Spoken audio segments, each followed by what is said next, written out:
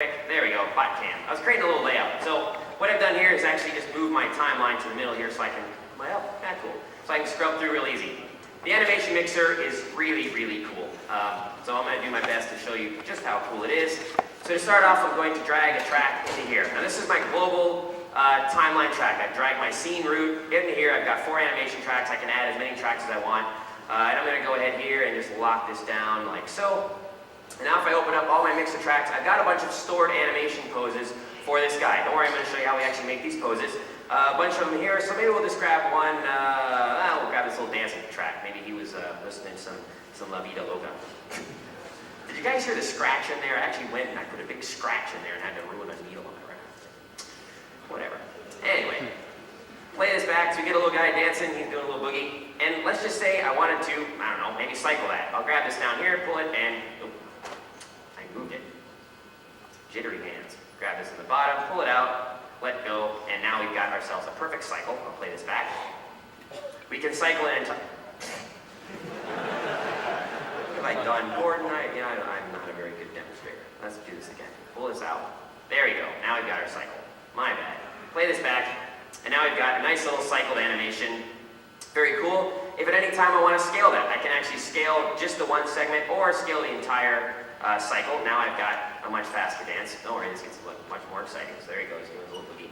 Cool. And I don't know, let's blend him to, I don't know, maybe he's headbanging too. So we'll go ahead and put that there. And if we look, we got a little headbang action there. But notice we got some weird little pop. Point, right? We need to make a transition. Very simple. Click on our track, use the blend tool, transition from this curve to this curve. And now we should have a nice smooth animation.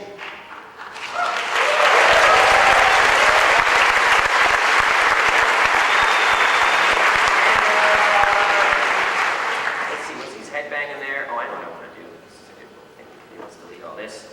And let's get Dance B, pop him up there. And let's go ahead and get our little jump action here. This is another good one that I like. So we've got a jump, and it's going to pop and pop again, actually. Well, it didn't pop too bad there. But look, you won a Toyota. Yay, I got a Toyota. Alright, so you want to transition, do a good little transition there too. So transition from here to here. And now what I want to do is actually time warp this. I want to freeze them in time right there. Pan this out a little bit. There. So what we're going to do is go ahead and turn on our time warps, or turn on our visual cue for time warps. I guess they're already on. And go ahead and add a time property to this clip.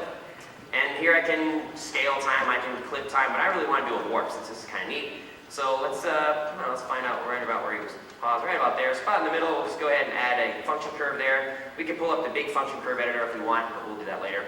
And now I've actually gone ahead, activated it. Boom, we get this little red little slider in there, which means we've got a time warp. So now we're going to play this back, and it transitions into a time warp. He's really happy about that Toyota. I'm not getting paid money by them, nor do I drive one. And there we go. He's stuck. Very good. Okay. So that's kind of the idea of mixing. I actually didn't show you one thing, which is the blending, but we'll do that with the lip sync part. So I'm going to go ahead and get rid of this. And I want to show you something that I find very, very powerful about the mixer here. I'm going to go get a neutral pose. Drop this up like so. Just kind of snap them back into its default pose. Now I'm going to go and import a scene from good old Soft 3X. All right, and let's see if I go here. I put it in here, and you can tell it's 3X because, well, there's the familiar 3X file structure. And here we've got a walk cycle of a character. This is Jaquan. We're going to use Jaquan in a little bit for the rest of the demo. And kind of snapped into the inherited 3X camera, so we'll go put it back into our camera. And here we go. We've got, we've got this, and we've got a problem. She's like, well, she's twice his size and reversed, and she's stuck in, okay, that's a problem. So what we need to do is fix that. So first thing I'm going to do is selector, branch selector, and I'm just going to set the scaling. Since I've done this before, I know I've got 0. And I've been run over by a truck. 0.5. Why is numlock off by default? Who uses the arrow keys?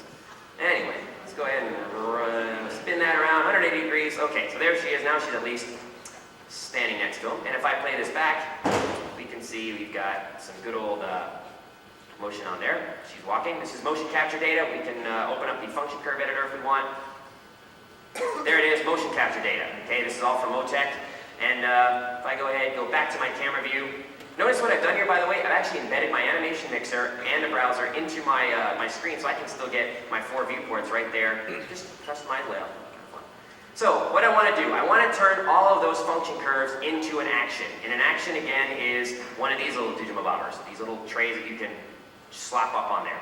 So to do that, select your object, and just come in here and say store transformation F-curve. So all the F-curves that are transforming, I want to group those into an action. So I click on this button, and we'll see it pop up on there in just a second.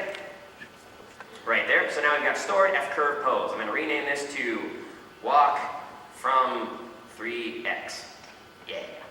And now if I play this back, well, we've got nothing, because what actually happens is it strips all the function curves off and stores it as, again, as that little action. I, of course, can go backwards as well. I haven't lost those curves, but they're just taken off, so now I could either continue to keyframe her if I was doing keyframing animation and store a big bank of poses, or just do what I'm going to do now. I'm going to take this walk cycle and I'm going to drag it up on here. Now the action that I'm working on is with the multibot. So if I play this, and it's been applied back to JQuA, just like we had it, because all the bones and all the names is according to JQuA. Well, now I want to apply that to the multibot. So I'm going to actually go ahead and turn off my 3D geometry, turn on my chains, and show you why this is such an amazing tool. I've got 2 bone structures here. JQuA has shoulder blades. Mr. Multibot doesn't. Mr. Multibot has a wimpy little single spine because he's made of metal. JQuA has a flexible spine. So how are we going to do this? How are we going to map from one to another? Well, we've come up with this thing called a connection template. So let me go ahead, turn back on our 3D geometry. And if I go here into my template, I'm going to create a connection template.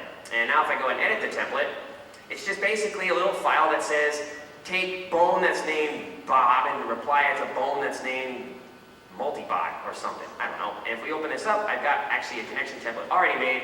If I validate this, it checks it, makes sure everything's correct. And here we go. We've got the left shoulder blade attaching to the head of the multibot, the right shoulder blade attaching to the head of the multibot, because again, there was 2 shoulder blades that didn't exist. So that action that was actually on her shoulder blades has to be put somewhere. So we'll go ahead and close this up. And now if I take that same little action, and by the way, you don't have to grab it out of the Scene Explorer. I can just right click here and say load source and get myself the walk cycle from there. It's the same thing. Oh, look what happened.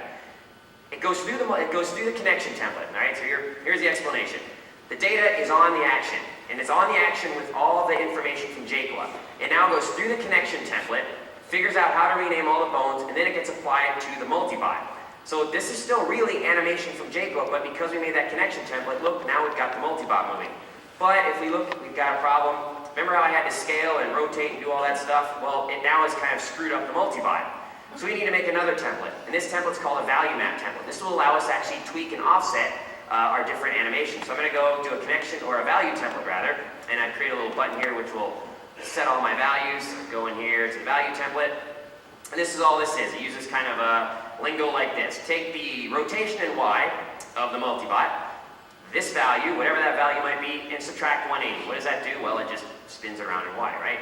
So things like moving it up 10 units to get it centered in the world, that's this little command right there. These right here are kind of fixing the shoulder blade because we don't want all of that animation on the multibot because he doesn't have like sexy hips and stuff like JQuA is. So this is the value map. Now if I delete this track, grab the same one from down here, pop it back up on our mixer, check it out. This is pretty damn cool. We've got animation.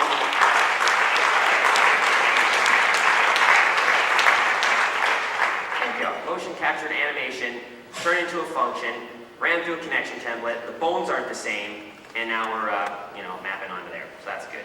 So I'm going to go ahead and delete these guys, and let's go ahead. Boo, I do,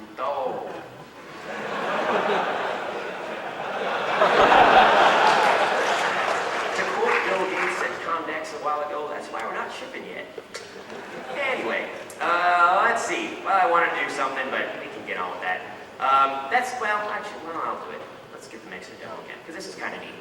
Different than the multibot, but he shares the same naming convention. So I don't actually have to create a connection template or a value map, but I'm going to take this information, all this function curve data, and kind of do the same thing. And we'll go here to store, and we'll just store our transformation function curves. And now I should be able to open up the doggy and find a nice little, let me turn on all my nodes. I should find in my mixer area a nice source for my doggy stored pose. So if I go in, let's see, add a track, go back to my scenery real quick, get my tracks back up there, Good. And now if I take, let's take the pose of the dog. Where'd he go? Right here. Drop it on the timeline. Now we get little multi-bot snapping to the dog. And maybe we'll make it go from the dog. Let's get a little neutral pose here. No, we'll just use the right click here. Get rid of that load source. We want a little neutral pose. And we want that to go to, I don't know, load source can we put maybe to the dance. And we'll make some a blend from there. So select this blend transition tool from here to here to here. And now if I end this mode, click on play,